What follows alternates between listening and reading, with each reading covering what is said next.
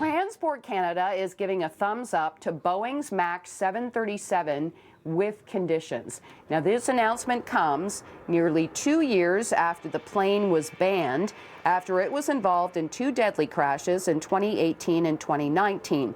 So that ban set to be lifted in this country on Wednesday.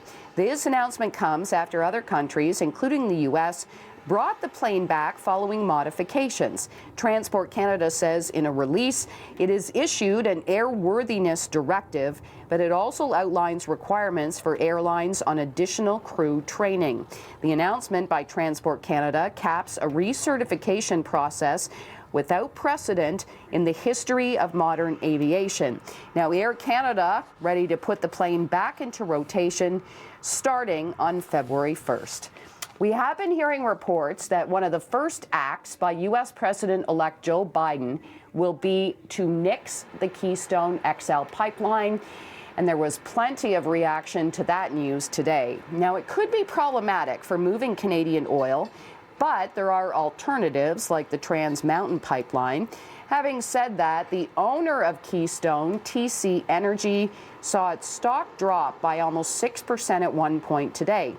TC Energy did announce a plan for the project to achieve net zero emissions. That's a concern for Biden when it is placed into service.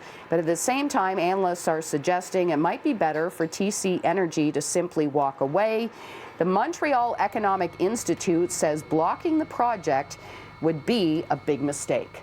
The owner of the Circle K convenience store chain is now looking for other potential acquisitions. Executives with Couche-Tard still defending, though, that failed bid for Carrefour of France, saying the two companies might look at a looser alliance instead. The $25 billion offer was shot down by the French finance minister almost from the start, and then the companies announced the end of negotiations over the weekend.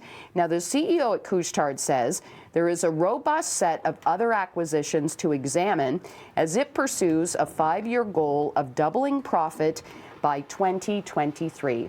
And Canada's entrepreneurs, it seems, are fairly optimistic about 2021. A growing number of entrepreneurs say they plan to invest more in 2021 than they did last year, as the vaccine rollout, improving cash flow, and a quick rebound in some sectors provide a boost to optimism in the year ahead. This is one of the takeaways in the latest quarterly survey of 1,000 entrepreneurs by the Business Development Bank of Canada.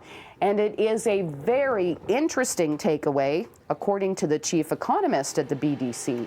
We were surprised, but the Bank of Canada released also their business investment intention, more targeted towards large businesses, and they find a similar result. And it will be interesting to see if this same tone continues when the next survey is taken in the spring.